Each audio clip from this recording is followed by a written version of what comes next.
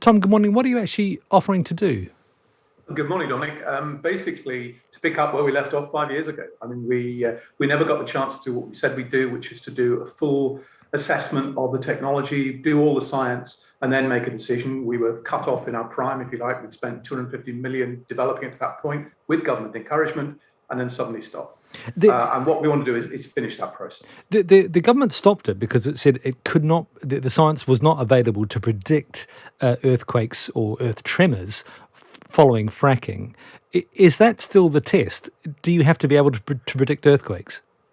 I think yes, it is very much the test. I mean, a lot depends on where you do it, choosing your site, making sure that you're not going to drill through areas where you might have old faults, old mining faults, etc. So that's the piece we never got to do. We did a huge amount of survey work. We never actually got to develop that properly.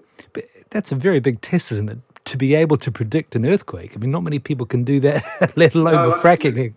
And that was the test that was set out by the government. I just went back and reread the moratorium. It talked about predictability, not that earthquakes might happen, but that you have to be able to predict them.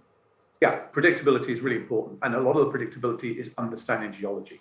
And that's what we were trying to do, is understand the geology. Let's do this in areas where you're never going to have a zero risk. There's always going to be some risk, but where the risk is absolutely low. And clearly the risk to the public is zero, because what the government introduced is an ability to stop if you have any tremors that reach a certain level. So that would still apply. The key is selecting the sites and doing it in the right places.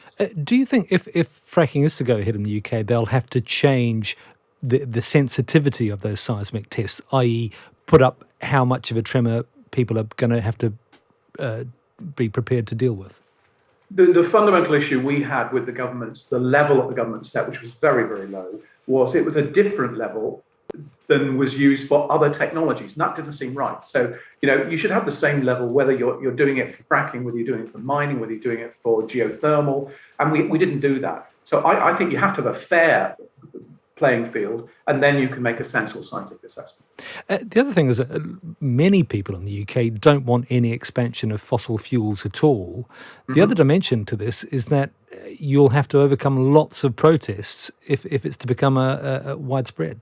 Yeah, no, absolutely. I understand that. And I mean, people have that opinion. The reality is, and all the experts would agree, we need gas for the next 30 years for the energy transition. We are absolutely 100% committed to moving to renewables. In fact, we're spending a lot of money as a company. We announced 2 billion in clean hydrogen recently.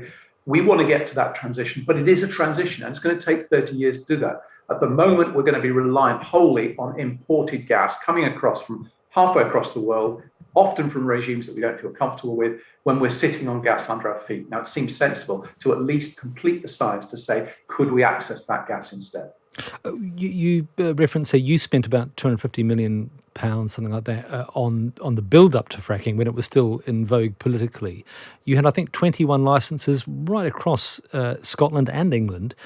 Yep. Are they still enforced, those licences? Yes, they are. Yeah, they're also enforced. And they cover the old coal seam areas, which is where you tend to get associated shale gas. And yes, they cover all of the north of England from east to west, plus a band in the central belt of Scotland. What's happened to Ineos as a big chemicals company, a big user of energy? What's happened to your UK operations with the very high energy prices we've had in the UK? Like all energy-intensive industries, we are suffering. I mean, our operations in Runcorn and in Grangemouth, which are big energy users, are suffering from very, very high energy prices. I mean, we do, as a company, have some degree of natural hedge because we're a gas producer in the North Sea. So someone would say, don't cry too much, guys, because you're making money on gas. Yes, we are. But that doesn't help in terms of managing your industrial businesses. Have you had to pause production at all at any of your industrial sites? No, not as yet. No, absolutely not. But have you come close? We've come very close. Yeah, I mean, the current gas prices are long-term uneconomic. You look at the price of making some of these materials, we've got a gas price today in the UK, which is 10 times higher than it is in the US. A few months ago, that was 3 times. And that's a big hit. It's the absolute level of gas price isn't what matters. It's the relative level to other countries who are making the same products we are. And that's the differential that in the long term really hurts the economy in the UK. Just finally on this test well, how long would it take you to have one up and running? We could probably get a test well up and running within 12 months, and then we'd start to see, can we do this properly and can we do it safely? Thank you very much. Tom Crotty from Ineos.